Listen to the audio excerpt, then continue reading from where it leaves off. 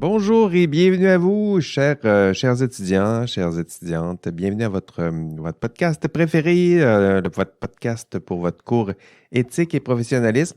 Merci d'être là encore cette semaine. Jean-François Sénéchal au micro, votre prof d'éthique. Bienvenue à votre cours, ou plutôt notre petite rencontre audio. Chaque semaine à distance, on se voit, on se rencontre ici, on se parle dans le creux de l'oreille.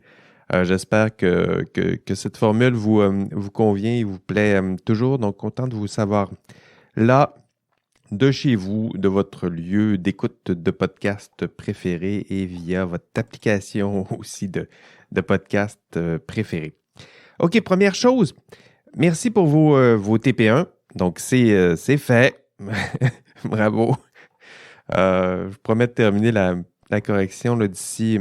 Comptez peut-être 10 jours ouvrables, là, donc d'ici, pas vendredi cette semaine, mais vendredi dans 2 semaines. Je vais essayer de faire vite, là, mais j'ai de très belles semaines bien remplies. Mais évidemment, je vais faire mon boulot, puis je vous promets de vous donner des rétroactions le plus vite possible. Vous l'avez vu, le TP1, c'est réussi. En fait, c'était votre premier vrai test là, pour vous mettre à l'épreuve peut-être votre équipe. Hein, je le disais un peu en classe, le plus gros défi de ce TP1, c'était peut-être un défi de gestion d'équipe. Donc, vous assurez que les membres de l'équipe sont actifs, sont engagés, que vous assurez là, que vos Discord, vos Google Docs, tout ça, ça fonctionne. Puis parce que vous allez avoir besoin de tout ça pour votre TP2. Donc, là maintenant, vous avez un beau problème TP1. C'est son nom. Bravo. Et vos problèmes d'équipe sont gérés. Sinon, là, d'ailleurs, parenthèse, n'hésitez pas. Si déjà vous voyez des problèmes avec la gestion de votre équipe dans ce TP1, faites-moi rapidement signe. Donc, dès cette semaine-là, dites-le moi.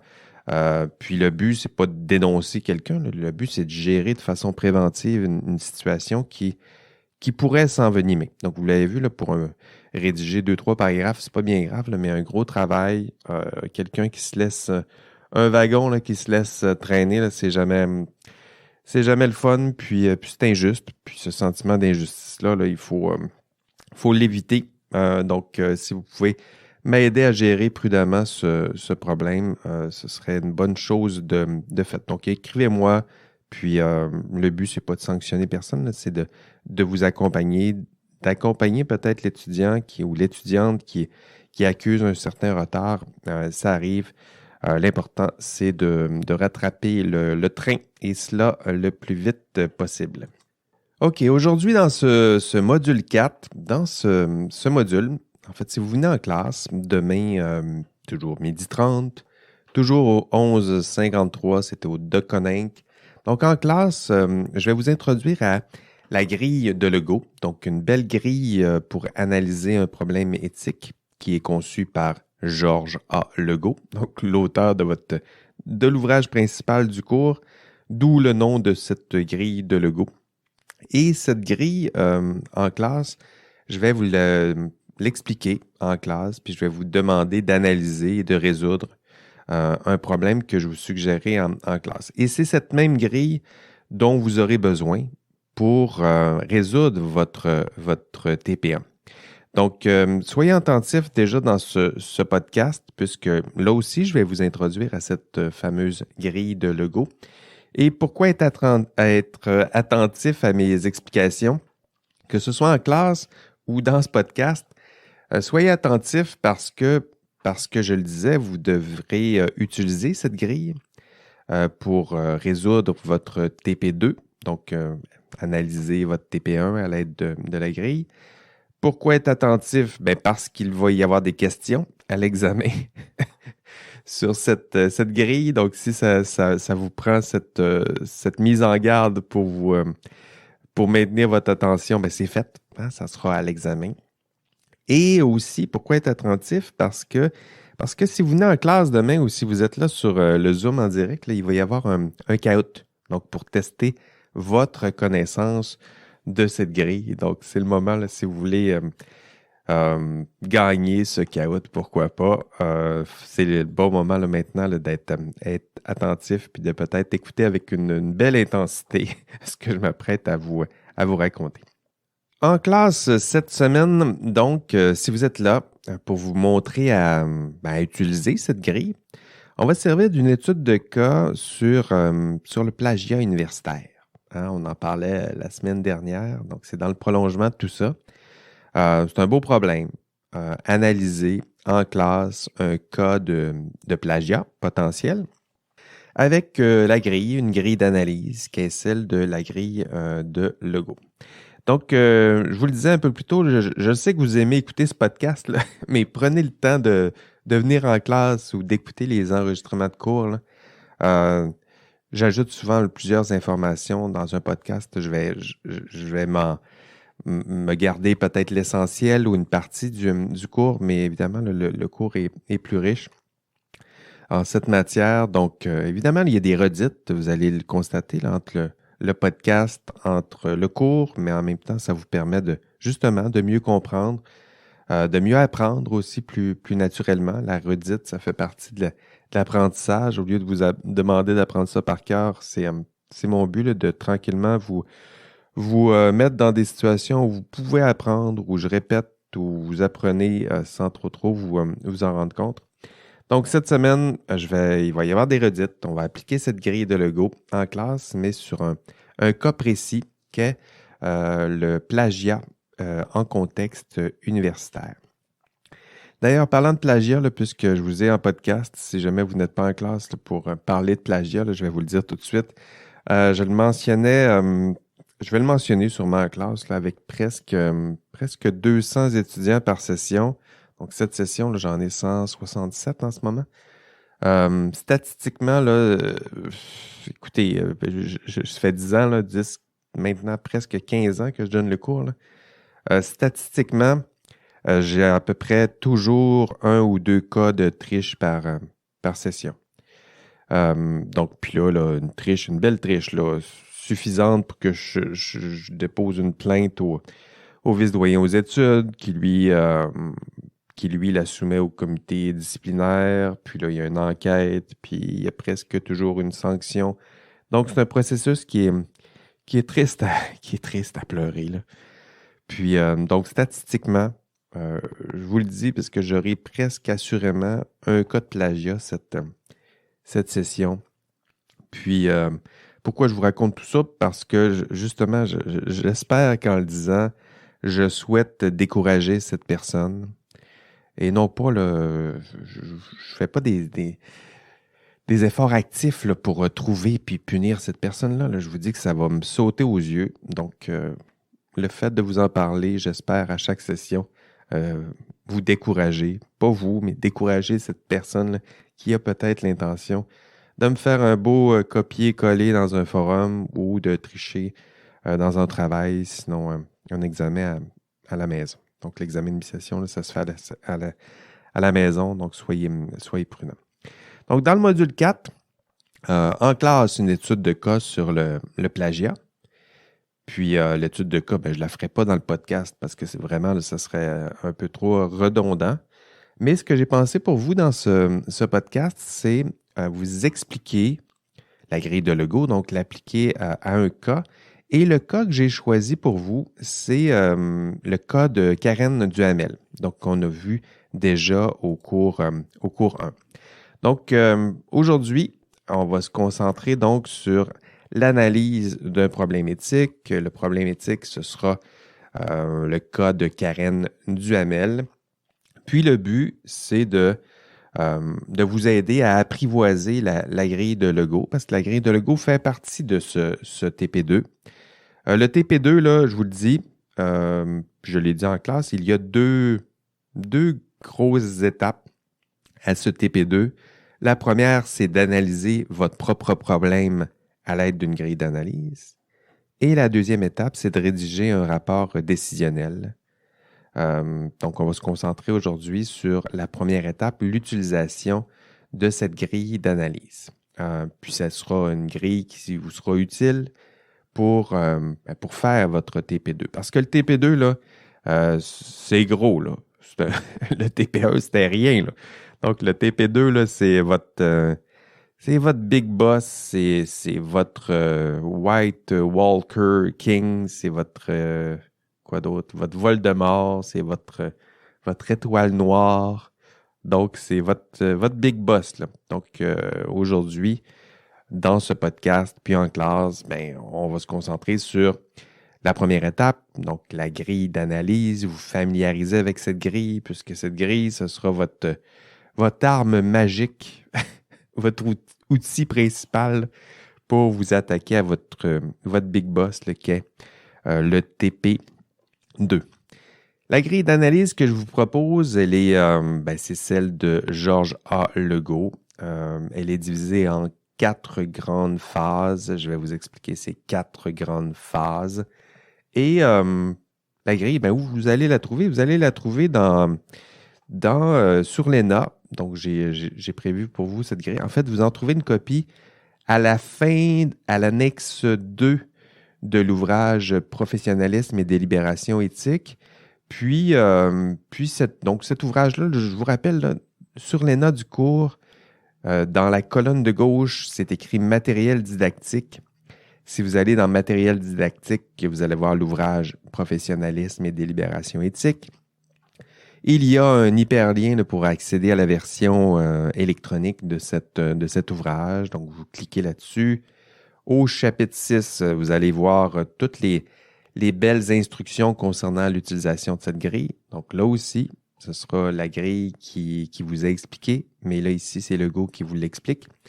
Et à la toute fin, donc, si vous allez voir à la toute fin, l'annexe 2, il y a dans cette annexe une fiche d'application. Et là, vous allez voir la grille de Legault en tant que telle là, que vous n'avez qu'à compléter. Puis, j'ai aussi même mis là, sur l'ENA à quelques endroits une version de cette grille là, que là aussi, il ne vous reste qu'à la compléter. Mais allons-y déjà avec notre résumé de cette grille. Il faut rendre ça un peu plus concret. C'est de l'éthique, hein? C'est de l'éthique appliquée. Donc, il faut appliquer tout ça à un cas pratique. Et le cas pratique que je vous ai réservé maintenant, c'est dans ce podcast, c'est le cas de Karen Duhamel. Donc, en voilà un vrai problème éthique, un cas rare, évidemment, mais un vrai problème éthique. Puisque je vous propose, c'est d'appliquer la grille au problème rencontré par Karen Duhamel. On a vu son problème au cours 1. Et parce que certains n'étaient pas là au cours 1, parce que certains ont peut-être déjà oublié le cas Duhamel plutôt, je me permets de vous le résumer. Donc, Karen, j'ai pris des notes ici, là. Donc, Karen, elle est ingénieure. Elle vient de sortir de l'école. Donc, il faut vous imaginer comme vous, là. Ça fait quelques années qu'elle est sortie de l'école. Elle est ingénieure plein titre, mais elle est une jeune ingénieure. Elle travaille pour une firme de génie conseil. Dans son cas, c'était Génivard. Et sur le chantier de réfection de l'autoroute 40, Karen a remarqué de drôles de choses. Donc, Karen a remarqué que les quantités qu'on lui demandait de saisir dans un logiciel, ça ne correspondait pas du tout à ses calculs. Donc, elle était convaincue que ses collègues, d'ailleurs, avaient fait une erreur. Puis, elle décide de rentrer les bons chiffres. Puis, elle a l'impression, d'ailleurs, tranquillement, qu'on gonfle les chiffres plutôt, puis que ça n'a pas de bon sens, tout ça. Puis elle décide de changer les chiffres. Donc, plus tard, ses patrons, si vous vous souvenez bien, l'informent qu'elle, c'est plus elle qui va rentrer les chiffres dans le logiciel, c'est plutôt un de ses collègues qui va s'en occuper. Quoi d'autre? Karen se rend compte qu'autour d'elle, il y a de l'argent liquide, là, pas un peu d'argent liquide là, qui va dans la petite caisse. Là. Il y a des motons d'argent, c'est son expression, donc des liasses bien roulées avec des petits élastiques qui circulent autour d'elle. On la tasse, donc elle pose des questions, mais là, on refuse de répondre à ces questions, puis on la tasse. On l'intimide un peu, c'est-à-dire qu'on lui fait sentir qu'elle dérange, puis ont la tablette, c'est-à-dire on lui propose des rôles qui ne sont pas stimulants, puis on le fait vite comprendre qu'elle dérange, on l'écarte du problème, puis voilà. Puis sinon, si vous avez besoin d'autres détails, bien, allez peut-être réécouter ça. Là. C'est une belle vidéo. Je vous avais dit que c'était peut-être la vidéo la plus importante de votre session. Là. Donc, allez écouter ça. Si ce n'est pas encore fait, là, shame on you. C'est honteux. Allez voir cette vidéo-là. C'est c'est touchant, c'est divertissant. Là. Vous vous ennuierez pas en écoutant cette vidéo-là. Puis c'est un peu frustrant, c'est sûr. C'est un peu anxiogène si on se place vraiment dans les souliers de Karen, mais en même temps, c'est une vidéo qui est à voir. Donc, beau problème d'un point de vue théorique, là, beau problème. Peut-être pas pour Karen, là, mais beau problème que celui qu'on va aborder dans ce podcast. Un problème réaliste, rare. Puis voilà. Donc, ça vous aidera un peu. Pourquoi j'ai décidé de prendre ce cas-là? Parce que ça vous aidera à suivre mes instructions. Je vais vous présenter la grille de Lego. Je vous la présente de façon audio, là, donc je voulais trouver un problème qui vous stimule. Donc, on va prendre le cas de Karen Duhamel pour passer à travers la première étape de votre TP2. Et la première étape, c'est celle d'analyser un problème éthique à l'aide de la grille de Lego. Alors, analysons ce problème à l'aide de la grille. C'est un luxe là, que Karen n'a pas eu. Hein. Karen Duhamel, elle n'avait pas le luxe imprimer une grille de Lego puis se mettre à remplir cette grille-là là, sur le coin de son bureau pour répondre pour analyser son problème éthique. Mais nous, on est dans un cours. Hein. C'est un beau contexte bien rassurant dans le confort et la protection du cadre universitaire. Donc, on va se donner ce luxe, on va profiter de ce luxe qui est celui de prendre le temps d'analyser un problème éthique à l'aide d'une grille, qui est celle de la grille de Lego. D'ailleurs, parlant de cette grille, écoutez, désolé de vous l'apprendre si tôt dans la session. En fait, avant même de vous l'enseigner, ce que je vais vous dire, ça va peut-être vous décourager, mais je pense que jamais vous allez utiliser cette grille de Lego dans l'exercice de votre profession. Donc, désolé de vous le dire comme ça, là, mais en fait, c'est pas. Ce qui est important, c'est de passer à travers le processus, de voir qu'est-ce qui se trame, qu'est-ce qui se passe lorsqu'on prend le temps de prendre le temps pour analyser un problème éthique, parce que ce qui importe, c'est que après avoir appris cette grille, après l'avoir utilisée à quelques reprises, donc là, on va l'utiliser dans le podcast, on va l'utiliser en classe, vous allez l'utiliser pour pour analyser votre propre TP1. Puis après tout ça, vous allez retenir des choses de cette grille. Vous allez retenir quelques informations, quelques étapes, sous-étapes de cette grille, les étapes et sous-étapes que vous trouverez essentielles. Donc ça, c'est important là, de vous plonger dans cette grille pour que vous puissiez vous-même voir qu'est-ce que vous trouvez pertinent et essentiel dans cette grille, parce qu'il y aura des éléments que vous retiendrez de cette grille. Donc les étapes ou composantes qui vous sembleront peut-être les plus significatives et importantes pour vous. Donc, vous ne l'utiliserez pas tel quel, c'est ce qui est peut-être de plus désolant, mais en même temps, il faut prendre le temps de l'utiliser tel quel, en voir la richesse, le détail pour retenir les étapes et composantes, encore une fois, qui pour vous seront les plus significatives et importantes. Pour analyser ce cas, qui est le cas de Karen Duhamel, en fait, pour tous les cas, c'est la même chose, un problème éthique. Lego vous suggère, vous devez passer à travers 4 étapes. Hein? La première étape, nous dit Lego, prendre conscience de la situation. On verra ce que ça veut dire, mais essentiellement, c'est analyser les faits. La phase 2, clarifier les valeurs conflictuelles. Donc, dans l'intitulé, on comprend bien, là, donc cerner les valeurs qui peuvent être en conflit. Phase 3, prendre une décision raisonnable. Donc oui, après avoir analysé les faits, les valeurs, on prend une décision. Et phase 4, établir un dialogue avec les principales parties prenantes. Donc, phase 1, phase 2, phase 3, phase 4. Et le go vous dit, si vous passez à travers ces 4 grandes phases, votre problème sera analysé profondément et dans le détail. Commençons par la phase 1. Donc, le go vous dit, phase 1, concentrez-vous sur les faits. Hein? Il dit prendre conscience de la situation. Pour le go, prendre conscience, c'est analyser les faits. Donc, il y a 5 sous-étapes dans cette première phase. La première sous-étape, inventorier les principaux éléments de la situation. Donc, le go vous dit, il y a un problème, vous devez recenser les faits, tenter d'évaluer quels sont les faits qui sont certains, ceux que vous pouvez confirmer, ceux qui sont incertains. Donc, si on prend le cas de Karen Duhamel, Karen, elle, qu'est-ce qu'elle constate? Quels sont les faits? Bien, ce qu'elle peut vérifier, ce qu'elle est capable de documenter, de prouver, donc ses calculs, les données de ses arpenteurs géomètres, les traces laissées dans le système. Donc, pour elle, c'est les faits. Et le gars vous dit, commencez par les faits. Qu'est-ce qui existe? Qu'est-ce qui est là? Qu'est-ce que vous pouvez démontrer? Puis couchez tout ça sur une feuille de papier, puis vous aurez une recension des faits. Donc ça, c'est la première sous-étape.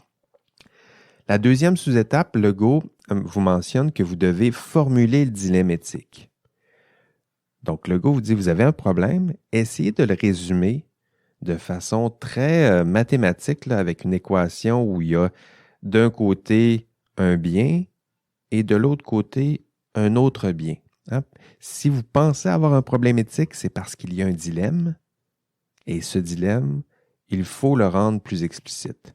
Hein? Dans le cas de Karen, le dilemme, ce serait peut-être est-ce que Karen se tait devant ce qu'elle constate, puis ne fait aucune démarche? Donc ça, ce serait le premier. Il y a des bonnes raisons pourquoi Karen devrait se taire et arrêter ses démarches. Et il y a des bonnes raisons aussi pourquoi Karen devrait poser des questions, faire d'autres démarches, tenter de résoudre le problème, d'en parler un peu. Donc, le dilemme, il est là.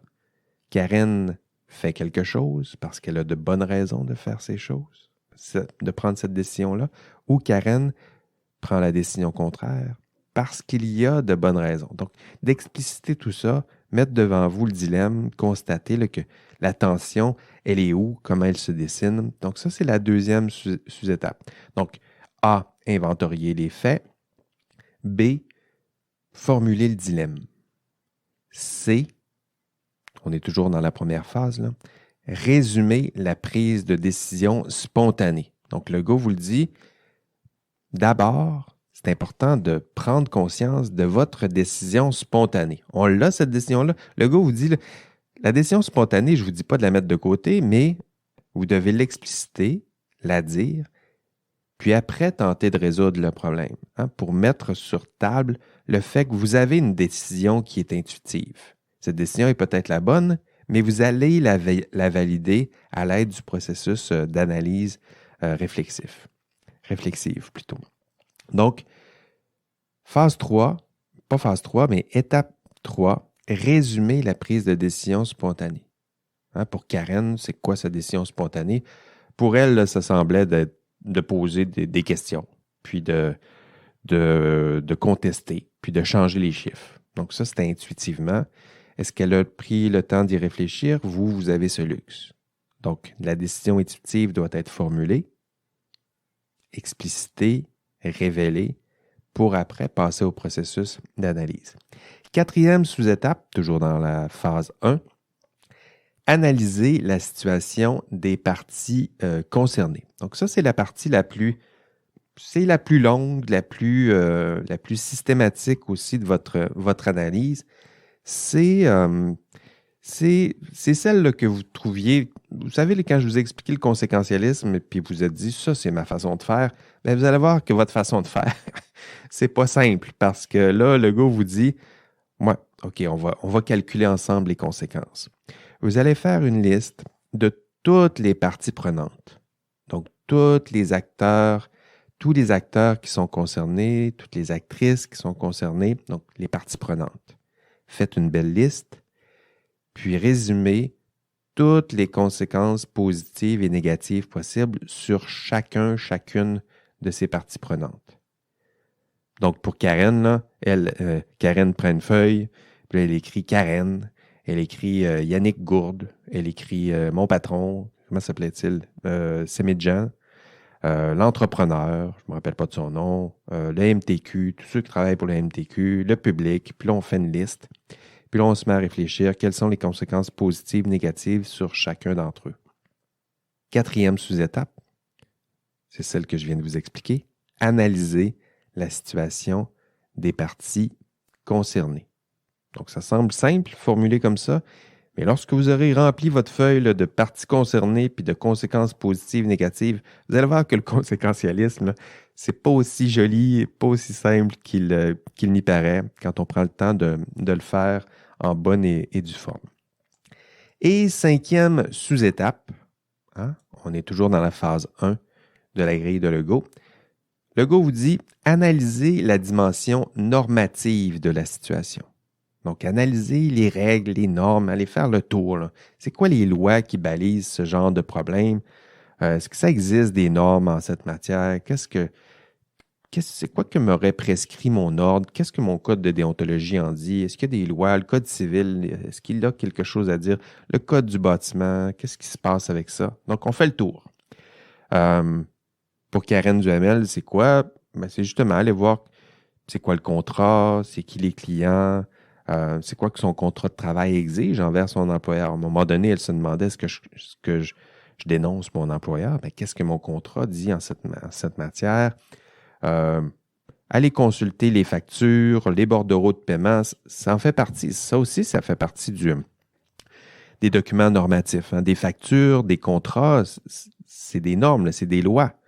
Ben, c'est des lois entre les parties. Là, quand je signe un contrat, là, c'est une loi qui régit mes rapports à celui ou celle qui signe le contrat avec moi. Là. Donc ça aussi, ça fait partie du cadre normatif.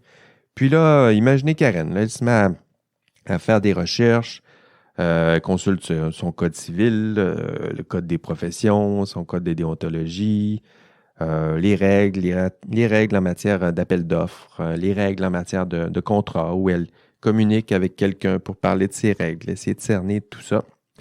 Donc, voilà. Ça, je dirais que c'est peut-être une de vos failles, là, votre méconnaissance, ce serait une façon polie de le dire, du droit, des règles. Pour certaines professions, c'est mieux maîtrisé, et pour d'autres, vraiment pas. Donc, Legault vous le dit, si vous voulez prendre une bonne décision, l'analyser, en prendre pleinement conscience, on est toujours dans cette phase 1, là, vous devez aussi explorer le cadre normatif. C'est quoi les normes? C'est quoi les règles? C'est quoi mes devoirs et obligations?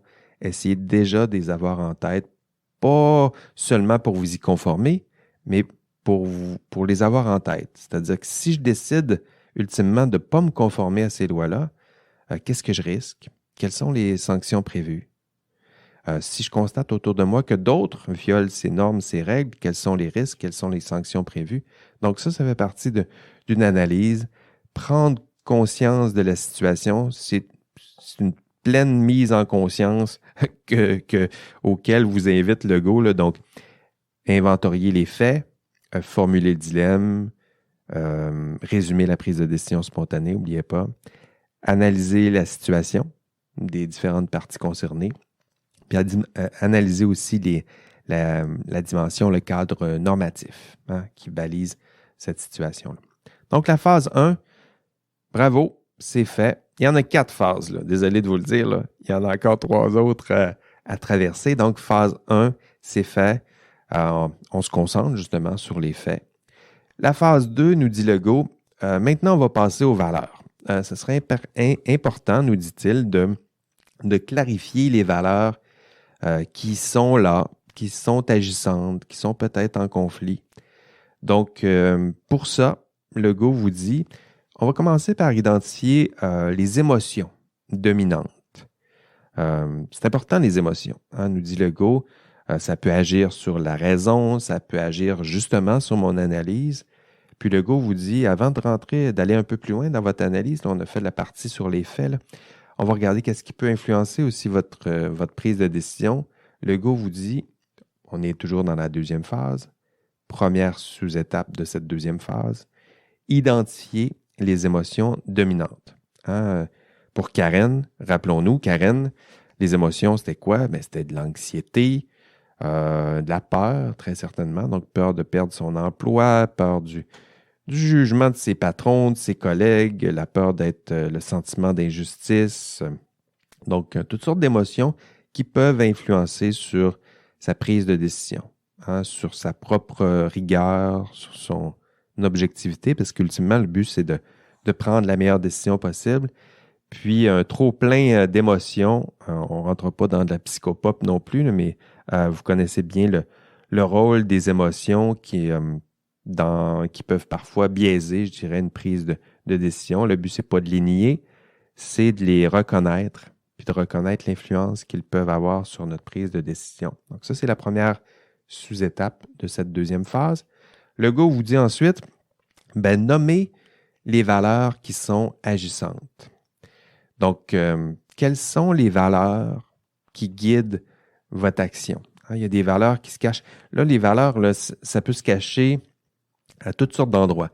Dans la première étape, là, vous avez identifié des conséquences positives, négatives sur chacune des parties prenantes.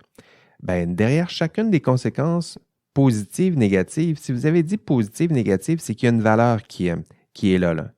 Si vous avez dit, sur Karen, elle risque de perdre son emploi, la valeur qui est en dessous de ça, c'est la sécurité d'emploi. Pour d'autres, ce sera la sécurité. Pour elle, des fois, c'est sa santé mentale aussi qui est une valeur qui peut influencer. Des fois, elle va calculer des conséquences négatives sur l'appréciation de ses collègues, sur le jugement de ses collègues. Mais justement, ici, là, on est dans la valeur, c'est quoi? C'est peut-être la loyauté envers ses collègues ou la solidarité envers ses collègues. Il y a des valeurs qui sont cachées aussi dans les lois, dans les normes que vous avez identifiées. Hein. Si Karen, dans son analyse, elle se dit, telle loi, telle norme, c'est important, il faut en tenir compte. Mais pourquoi? Hein, pourquoi cette règle, elle existe? Souvent, c'est parce qu'il y a une valeur qui est sous-jacente. Des fois, c'est des normes pour protéger la sécurité. Des fois, c'est des normes pour préserver la qualité. Donc, il y a des valeurs là, qui se cachent aussi derrière les normes, les règles, les lois que vous avez identifiées. Hein? Si on prend en classe, on va voir le plagiat. La valeur qui se cache derrière l'interdiction de plagier, hein, il y en a deux. Je dirais qu'il y a la vérité, l'idée de dire quelque chose qui est vrai, mais il y a aussi l'idée de droit de propriété dans le plagiat, l'idée de prendre un contenu qui ne vous appartient pas, puis de vous l'approprier au détriment d'un autre qui a produit ce même passage-là. Donc, la vérité, elle est là. Pas la vérité, mais les valeurs sont là.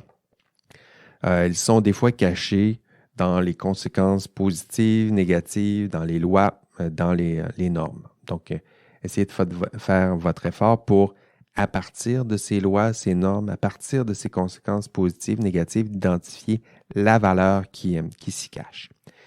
Donc, le gars vous dit, on fait la recension de ces valeurs. Il y en a plein.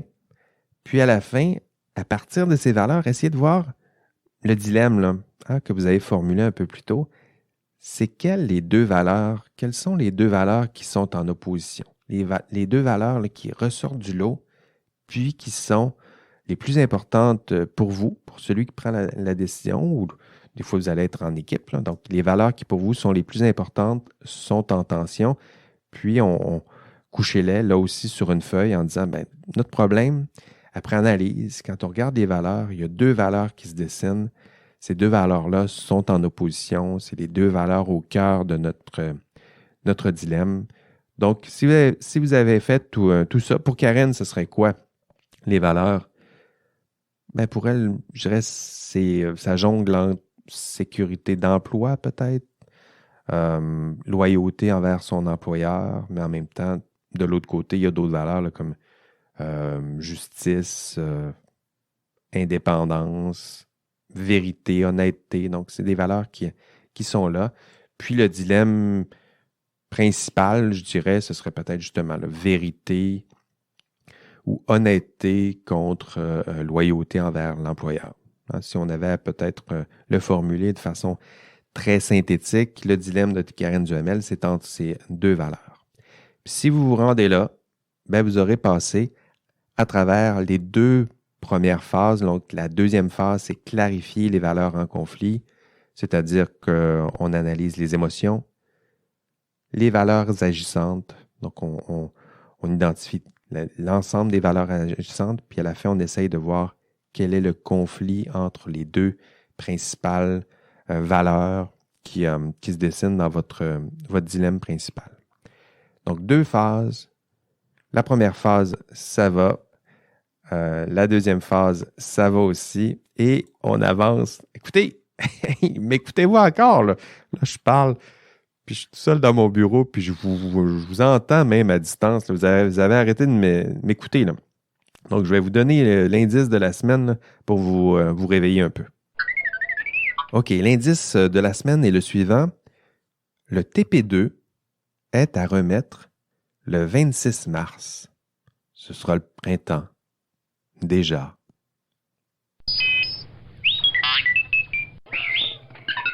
OK, donc vous revoilà. Bravo, ça fait son effet. Étape 3 maintenant.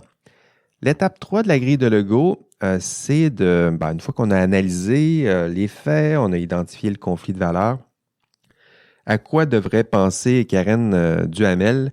Legault vous dit, vous devriez, rendu à la phase 3, prendre une décision raisonnable. Donc, il décline ça en 3 sous-étapes. La première étape, nous dit Legault, vous devrez identifier la valeur qui a préséance sur les autres, hein, qui aura préséance sur l'autre valeur. Hein, je vous l'ai dit, il y avait un conflit de valeurs.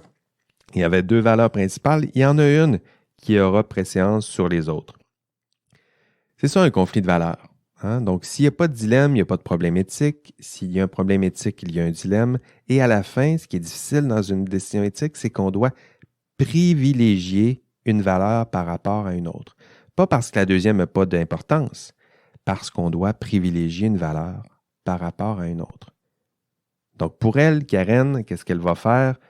Ben, elle va choisir la valeur qu'elle a choisie. Karen, on le voit dans sa prise de décision, c'est plutôt vérité, honnêteté et justice. Là. Donc, ça, c'est sûr que c'est la valeur qui sera privilégiée. Puis la valeur qui sera sacrifiée, donc celle qui sera en deuxième, une valeur très importante, mais malgré tout, elle va aller en deuxième. Dans le cas de Karen Duhamel, c'est sa solidarité envers ses collègues, sa sécurité d'emploi, très certainement. Donc ça fait partie de la valeur sacrifiée. Donc ça, il faut l'avoir aussi en tête, surtout lorsque vous allez tenter de mettre en œuvre votre décision, parce que c'est là que ça fait mal. Hein. C'est sur cette deuxième valeur qui sera sacrifiée. Vous avez privilégié une valeur. La deuxième, là, ici, dans le cas de Karen Duhamel, c'est sa sécurité d'emploi. Qu'est-ce qu'on peut faire pour mettre en œuvre notre décision en privilégiant la valeur d'honnêteté, mais en évitant les problèmes là, qui risquent de découler du fait du sacrifice de la deuxième valeur? Hein? Je ne serai pas solidaire envers mon patron, ni envers mes collègues. Il y aura des conséquences à tout ça. Qu'est-ce que je peux faire pour éviter les conséquences les plus navrantes qui résulteront de cette prise de décision-là? Donc ça, c'est A. Legault vous dit « Identifier la valeur qui aura préséance ». B. Identifier le principal argument justifiant la valeur prioritaire. Donc là, ici, là, c'est là où votre cours là, sur le conséquentialisme, puis le déontologisme, puis l'éthique de la vertu, là, ça vous sera utile parce que vous devrez créer des arguments. Donc, quelles sont les raisons qui justifient la priorité accordée à la valeur en question? Dans le cas de Karen Duhamel, c'est l'honnêteté, disons. Donc, autrement dit, pourquoi, au nom de cette vérité, cette décision doit être prise? Pourquoi pensez-vous que Karen doit dire la vérité? Pourquoi pense-t-elle qu'elle doit dire la vérité? Pourquoi elle décide de faire tout ça au lieu de se taire? Quelles sont ses raisons d'agir? Et lorsqu'on cherche des raisons d'agir, on puise dans des arguments. Et des arguments, on l'a vu, là, il y a 3 grands modes: conséquentialisme, déontologisme et éthique de la vertu. Si on les applique à Karen Duhamel, donc pourquoi Karen décide-t-elle de faire tout ça? Parce que Karen, parce que son employeur lui demande de mentir, parce que valider une information ou des données qu'on sait fausses, c'est pas seulement problématique, là. C'est un mensonge, donc c'est une contradiction de la valeur de vérité. Laquelle valeur de vérité est au cœur de mon code de déontologie professionnelle parce que j'ai fait l'analyse des normes. Puis j'ai bien vu que derrière telle norme, il y avait l'idée de ne pas falsifier. Puis derrière cette norme-là, il y a la valeur de vérité. Donc, pourquoi faire ça? Parce que je le sais que cette valeur, elle est importante. Elle est au cœur de mon code de déontologie professionnelle. Même si Karen doit être loyale envers son employeur, elle ne doit pas lui être loyale si ce dernier lui demande de poser un geste qui est en contradiction avec les idéaux, les valeurs de sa profession. Donc, les normes contredisent, ou plutôt les normes voudraient... J'hésite là, parce que c'est quelque chose que je vais vous confier plus tard, là. C'est dans un autre module où on va faire le conflit de loyauté. Vous allez voir que dans les normes, dans le code des professions, il y a déjà des articles du code qui vous permettent de privilégier le respect de votre code de déontologie professionnelle lorsque votre employeur vous demande de poser un geste qui contredit ce code. Donc, vous voyez là, dans ce que je dis, il y a des arguments. Il y a des arguments qui sont de l'ordre du déontologisme. Donc, j'ai pris cette décision-là. Pourquoi? Parce que telle norme me dit que je dois prendre telle décision, mais plus que ça, il y a telle valeur qui se cache au cœur de cette norme-là, puis c'est cette valeur que je souhaite privilégier. Donc ça, c'est comment on peut s'appuyer pour créer des arguments. Donc, identifier le principal argument, on est toujours dans la 3e phase, on est dans la 2e sous-étape. Identifiez votre principal argument. Puis ça, vous allez l'avoir, vous allez tester toutes sortes d'arguments là, dans vos discussions. Lorsque vous allez analyser votre propre TP1, à travers vos discussions, vous allez identifier plusieurs arguments. Puis il y a des arguments qui vont sortir du lot. Et puis vous allez choisir votre argument qui sera, ou les 2-3 principaux arguments qui constitueront le cœur de votre argumentaire. Et C, donc lettre C, on est dans la 3e sous-étape de la 3e phase de la grille de Legault. Legault vous dit, va falloir préciser les modalités de votre action. C'est-à-dire que vous avez pris une bonne décision, vous avez de bons arguments. Maintenant, vous allez nous expliquer c'est quoi que vous allez faire. Donc, c'est une belle décision, mais en même temps, comment vous allez la mettre en œuvre, votre décision. Donc, autrement dit, pour Karen, elle a une décision, elle y a réfléchi. Maintenant, qu'est-ce qu'elle doit faire? Et là, vous devez mettre ça en œuvre. Karen, par exemple, qu'est-ce qu'elle devra faire? Elle va communiquer. Elle doit communiquer, par exemple, avec l'OIQ pour essayer d'avoir du soutien de l'OIQ, avoir ses conseils, son aide, quelques informations. Est-ce que ça va fonctionner dans le cas de Karen? On a vu que ça n'a pas très bien fonctionné, mais néanmoins, ça pourrait faire partie de son plan d'action. Qu'est-ce qu'elle pourrait faire? Elle pourrait prévenir le client, le MTQ, de ses doutes. les mettre dans donc les intégrer dans le processus décisionnel, les informer de ses intentions, colliger, partager des preuves, peut-être demander les conseils, de l'aide même de ce client-là. Qu'est-ce qu'elle devra faire? Elle devra prévenir aussi son employeur qu'elle a l'intention de rentrer les chiffres. À un moment donné, elle ne peut pas juste se contenter de faire ça sans en parler à personne. Donc, prévenir son employeur ou peut-être avant prévenir justement des autorités compétentes. Écoutez, les liasses d'argent, à un moment donné, il faut en parler, là. Peut-être si on pense que la mafia est impliquée, mais communiquez directement avec la police là, si vous avez peur pour votre propre sécurité, pour demander de l'aide, du soutien, de la protection même, ça fait partie. Donc, étape 3, c'est ce que Legault vous demande de faire dans sa troisième phase, prendre une décision raisonnable, c'est-à-dire identifier la valeur qui a préséance, créer un argument qui met en exergue cette justement valeur qui a préséance ou des arguments qui pourront justifier le choix de cette valeur qui a préséance. Et c'est préciser les modalités de l'action qui sera entreprise. Et finalement, phase 4, on y arrive là, on lâche pas. 3 phases, 4 phases maintenant. Donc, la 4e phase, établir un dialogue avec les parties concernées. Donc, Legault vous dit, c'est le moment d'en parler, c'est le moment de diffuser les résultats de votre décision. Legault vous dit, avant toute chose, faites une réflexion critique sur le caractère universalisable des raisons d'agir. Bon, là, vous avez compris ce que je viens de dire, ben bravo, mais je dirais que c'est une expression un peu cryptique, tout ça, là, c'est-à-dire que faire une réflexion critique sur le caractère universalisable des raisons d'agir. Mais le sens, il est plus simple que vous le pensez, là.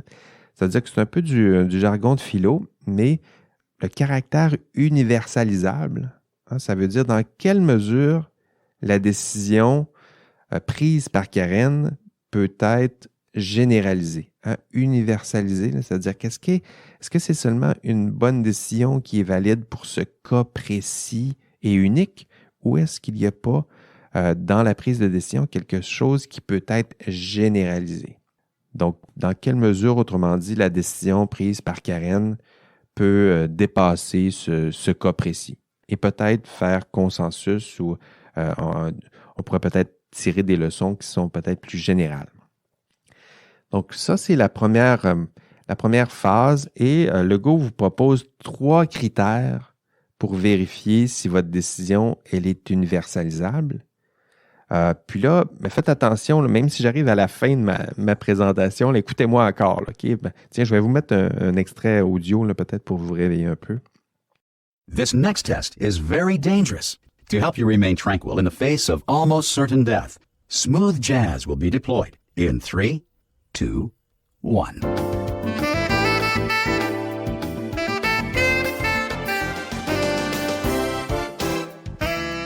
Bon, voilà, bravo. Legault, il vous propose 3 critères, c'est ce que je vous disais, pour examiner dans quelle mesure la décision de Karen peut dépasser ce cas précis. Dans quelle mesure sa décision peut être généralisée.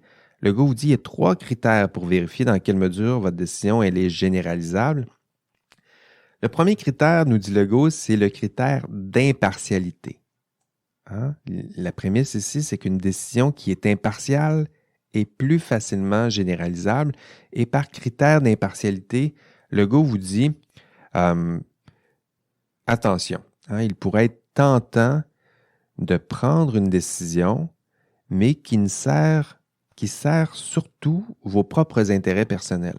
Donc ça, on va voir ça dans notre module sur le conflit d'intérêts, là, mais lorsqu'on parle d'impartialité, on parle du risque que votre décision soit partiale.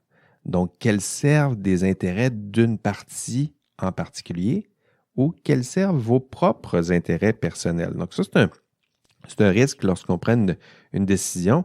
Donc, attention, Legault vous dit, est-ce que votre décision elle est impartiale? Si oui, elle est généralisable. Sinon, il va falloir au moins le reconnaître que peut-être que votre décision sert une partie en particulier, vous sert peut-être vos intérêts, puis là, il va falloir être capable de justifier pourquoi la décision elle est bonne, même si elle sert vos propres intérêts, ou même si elle sert les intérêts de votre frère ou votre ami là, qui était concerné dans votre problème. Là. Donc, pour Karen, son défi, pour le premier critère, là, le critère d'impartialité, comment pourrait-elle faire pour rendre sa décision encore plus impartiale? Donc, si Karen avait décidé de prendre la décision de ne pas en parler, de se taire, on voit bien que ça sert ses propres intérêts. Hein, donc, est-ce qu'elle serait capable de justifier pourquoi? Peut-être que sa justification, c'est juste, écoutez, j'avais tellement peur, la mafia était là, ils m'ont menacé, ils m'ont envoyé une carte de Noël avec un arme à feu dans un colis. Ben là, ça vaut la peine comme explication de servir ses propres... Pourquoi j'ai servi mes propres intérêts personnels. Mais dans le cas de Karen Duhamel, on le voit bien, sa décision, elle ne sert vraiment pas ses propres intérêts personnels. Donc, elle est impartiale dans la mesure où sa décision semble plutôt s'appuyer sur, on le voyait dans son témoignage, moi j'ai un code, il y a la loi sur les ingénieurs, puis j'ai envie d'appliquer cette loi-là. Donc, cette loi-là, elle est impartiale. Les lois sont pensées pour être impartiales, pour ne pas tenir compte d'une partie en particulier. Elles sont là pour être généralisées. Je pense que c'est la force des normes. Donc, Karen, le critère d'impartialité, ici, là, il serait analysé de cette façon-là. Ma décision, elle est impartiale. Pourquoi? Parce que je m'appuie sur des normes, des règles qui, elles, sont impartiales. Donc, ça serait une démonstration. Ici, au contraire, est-ce que je sers mes propres intérêts personnels? À ce moment-là, la décision, elle est partiale. Et comment est-ce que je vais être capable de l'expliquer? Peut-être que j'ai des raisons de justifier pourquoi j'ai décidé que ma décision serait partiale, qu'elle prendrait parti. Le deuxième critère mentionné par Legault, on est toujours dans la dernière phase. Legault vous dit, votre décision elle est généralisable, il faut penser au deuxième critère qui est le critère de réciprocité. Le critère de réciprocité, c'est, ça vous demande de vous poser la question suivante, est-ce que ma décision pourrait être acceptable par la partie qui risque de subir les contre-coups de ma décision. Hein, votre mère vous aurait dit, ben, pense à celle ou celui qui va subir les conséquences de ta décision. Là. Donc, tu as pris une décision difficile. Si c'est une décision difficile, il y a quelqu'un qui va en souffrir. Est-ce que cette personne-là, est-ce que cette décision-là pourrait convaincre cette personne que c'est malgré tout la bonne décision? Donc, ça, c'est un critère qui est très exigeant. Se mettre, réciprocité, c'est ce que ça veut dire, là, se mettre à la place de l'autre. Qui va souffrir de ma décision? C'est une décision déchirante, mais justement, il y a quelqu'un, une partie, à quelque part, qui va en subir les conséquences. Ici, avec le cas de Karen Duhamel, qui va souffrir de cette décision-là? C'est Karen qui sûrement va subir les contre-coups de cette décision-là. Donc, c'est elle qui va subir les contre-coups de cette décision-là. Donc, elle est capable d'assumer que cette décision-là, elle est la bonne, parce que la partie qui va subir le plus de conséquences, c'est probablement elle. Donc, ça, c'est l'effort. C'est un effort difficile pour voir dans quelle mesure ta décision elle est généralisable, elle est bonne. Si la personne qui subit les contre-coups est capable d'accepter les raisons d'agir, est capable d'accepter l'argumentaire qui soutient votre décision, là, ici, on a quelque chose d'important. Le troisième critère mentionné par Legault, c'est, donc on a toujours les deux premiers, le critère d'impartialité, le critère de réciprocité. Le troisième, c'est le critère d'exemplarité. Donc, Legault vous dit, ça serait intéressant de valider dans quelle mesure votre décision, elle est valide pour des cas semblables. Hein? Donc, ça, c'est une réflexion intéressante. Lorsqu'on prend une décision, est-ce que votre décision pourrait s'appliquer à des cas semblables? Et si elle peut s'appliquer à des cas semblables, à quoi ressembleraient ces cas semblables? Donc ça, on a ça souvent devant un juge, par exemple. Si vous allez, lorsqu'un juge rend sa décision, le critère d'exemplarité, on l'appelle la jurisprudence. Là. Donc le juge sait que sa décision va faire jurisprudence. Puis dans sa réflexion, un juge va toujours essayer de voir, ma décision, dans quelle mesure ma décision elle est valable ici pour ce cas précis ou est-ce qu'on ne peut pas l'appliquer à d'autres cas semblables? Je pense que oui. Et voici à quoi devraient ressembler les cas semblables pour que ma décision soit valide. Donc, pour Karen, c'est difficile et elle doit se demander est-ce que ma décision peut s'appliquer à d'autres cas semblables. Ici, le cas de Karen, ça s'appuie sur des normes, sur des règles, sur des lois. Donc, encore une fois, ça donne bien ici, les lois, les règles, les normes sont généralement formulées d'une façon suffisamment généralisable, justement, ou inclusive pour résoudre des cas semblables. Donc, Karen pourrait dire, mais ma décision, le critère d'exemplarité, il est là, il est analysé, puis ma décision, elle a quand même une certaine force parce qu'elle s'appuie sur les normes. Donc, typiquement, un cas qui ressemble au mien. Puis là, ici, il faudrait expliquer quels sont c'est quoi les traits principaux du cas rencontré par Karen Duhamel. Bien, un cas qui ressemble à un cas comme Karen Duhamel, sa décision pourrait être inspirante pour d'autres, puisque la décision s'appuie sur des normes, des règles qui, c'est déjà dit, sont plutôt généralisables. Puis je dis ça, puis en même temps, je ne veux pas non plus que vous en concluez que la bonne décision, celle qui respecte les critères, c'est nécessairement une décision qui se conforme aux normes, aux règles, parce qu'en éthique, en tout cas en éthique au moins, il faut l'admettre, il faut admettre l'idée que parfois s'éloigner des normes ou contredire certaines normes, certaines lois, certaines règles, ça se peut que ce soit aussi la bonne décision. Hein, c'est ce qu'on appelle un cas d'exception. Parfois, il faut s'éloigner des normes, des règles dans un cas précis. Hein, donc, et éventuellement expliquer pourquoi on a dû s'éloigner des normes, des règles parce que le cas était tout à fait particulier. Donc ça existe, mais il faut passer à travers ces différents critères là, pour en avoir pleinement conscience. Donc, j'ai analysé les normes, les règles, puis effectivement, la bonne décision à prendre, c'est de m'éloigner de telle norme parce que, je ne sais pas, peut-être que telle norme est injuste ou peut-être que le cas est tellement rare ou n'a pas été pensé dans la conception, la rédaction de ces normes, ces règles, ces lois, que j'ai décidé de m'éloigner de ces normes, ces règles, ces lois. Donc ça doit être possible. Puis, en concluant ces 4 grandes phases, là, je voulais au moins vous le mentionner. Donc, toujours, on va clore quand même avec la dernière phase, la phase 4. À la fin de la phase 4, Legault vous dit formuler, on est en 4B, tiens, si vous voulez être rigoureux, là, formuler et présenter une argumentation complète permettant de justifier votre position. Donc, je le dis doucement parce que là, ici, vous reconnaissez quelque chose. Là. Donc, formuler et présenter une argumentation complète. Bien ici, c'est votre TP2. C'est là votre TP2. C'est là qu'on est rendu. C'est en 4B. Donc là, on a seulement analysé à l'aide de la grille. Et 4B, là, c'est votre rapport décisionnel.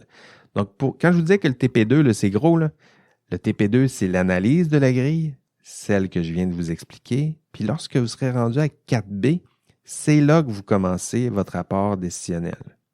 C'est là que si par exemple, dans votre TP1, vous m'aviez soumis le cas de Karen Duhamel, bien, votre TP2, ce serait votre analyse de la grille, celle que je viens de vous expliquer, et votre rapport décisionnel, celui que vous metteriez en 4B. Là. Donc, votre rapport décisionnel, et votre rapport décisionnel, je vais vous l'expliquer éventuellement la structure, mais c'est un rapport dans lequel vous allez m'expliquer quelle est la meilleure décision. Donc, ici, c'est le cas de Karen Duhamel. Quelle est sa décision? Pourquoi c'est une bonne décision? C'est quoi ses arguments les plus forts? Quel geste elle doit poser? Puis, à la fin de votre TP2, votre rapport décisionnel, je vous demande aussi de faire des recommandations. Puis, pour vous, c'est exactement ça, votre TP2. Passez à travers la grille de Legault, comme nous l'avons fait dans ce podcast. Et, à la toute fin, rédiger un rapport décisionnel ou 4B, formuler et présenter une argumentation complète permettant de justifier sa prise de position. 4 phases donc dans cette grille d'analyse. Puis, vous devrez appliquer ces 4 phases à votre TP1.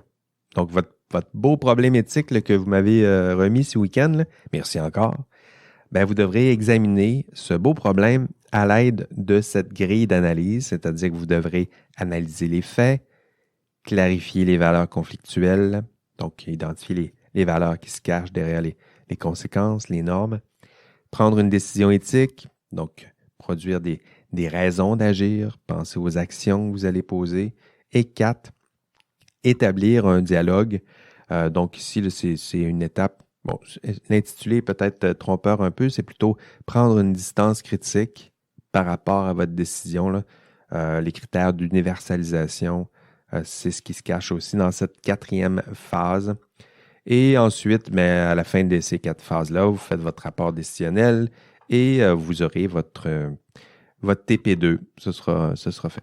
Puis là, je parle beaucoup, mais cette grille, vous la comprendrez mieux.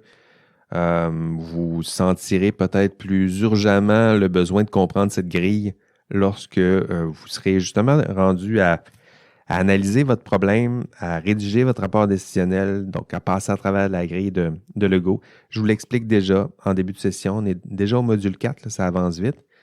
Vous venez de déposer votre TP1. Je vous explique la grille d'analyse.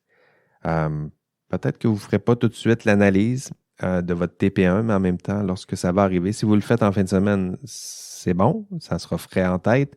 Si vous attendez un peu, il faudra peut-être reconsulter ce module 4, réécouter l'enregistrement de cours, reconsulter le chapitre 6 de Legault, sinon réécouter aussi le podcast au besoin. Rappelons les objectifs du module 4, donc des questions potentielles pour l'examen. Nommer, expliquer les principales étapes de la grille d'analyse. Nommer les principales composantes. Nommer et expliquer les étapes et sous-étapes de cette grille d'analyse. Utiliser un outil d'analyse approfondie, ce ne sera pas l'examen puisque vous allez l'utiliser dans votre TP2. Expliquer, intégrer les notions de risque et de gestion de risque éthique. Ça ici, ce sera dans le texte de Helen Hermanson. Le texte s'appelle A Three-Party Model Tool for Ethical Risk Analysis. C'est un texte que je vous demande d'explorer. D'ailleurs, j'ai créé un forum, là, c'est un texte qui est en anglais, donc dans le forum, je vous ai demandé de faire l'effort de le traduire, l'analyser ensemble. Pour vous, ce sera plus simple pour identifier les principales notions en consultant le forum concerné. Et donc, pour atteindre ces objectifs, je vous rappelle peut-être pour une dernière fois votre recette, pour réussir ce module, votre feuille de route, la marche à suivre cette semaine. 1, écoutez le podcast, c'est fait. Visionnez l'enregistrement de cours. On va parler de plagiat. Vous serez là, vous irez écouter ça. Sinon, ça sera bien le fun de discuter de plagiat avec les étudiants en classe. Allez lire l'ouvrage de Georges Legault. Donc, j'ai parlé du chapitre 6. Évidemment, c'est une lecture très attentive et engagée, puisqu'il y a les instructions concernant la grille de Legault. Allez lire le texte en question de Helen Hermanson, je l'ai cité un peu plus tôt. Allez participer au forum. N'oubliez pas, c'est des points presque gratuits. Les forums au module 4 sont ouverts dès mardi matin. Et continuez vos travaux d'équipe. Donc, vous avez, je le disais un peu plus tôt, vous avez tout ce qu'il faut pour faire pour entamer votre TP2 très certainement. Donc, je vous ai expliqué la grille, je vais l'expliquer en classe. Donc, une fois que vous aurez tout ça en tête, vous pouvez sauter dans l'analyse de votre propre TP1. Pourquoi pas ce week-end? Remplissez la grille en équipe. Ce serait une belle façon de commencer tôt et prudemment tôt votre TP2. Je le disais, il y a une version de cette grille qui est disponible sur le site du cours, sur l'ENA du cours au module 4. Voilà. C'est tout pour cette semaine. C'est tout pour ce podcast. Donc, bravo, vous gardez le rythme. C'est très bien. Puis, ça vous aidera très certainement à réussir, sinon exceller en cette belle matière qu'est l'éthique et le professionnalisme. On se revoit demain, mardi, peut-être en classe pour vous, sinon sur Zoom. Sinon, la semaine prochaine, on se revoit via minimalement ce podcast. Et d'ici là, prenez soin de vos proches, prenez soin de vous. Allez, bye bye.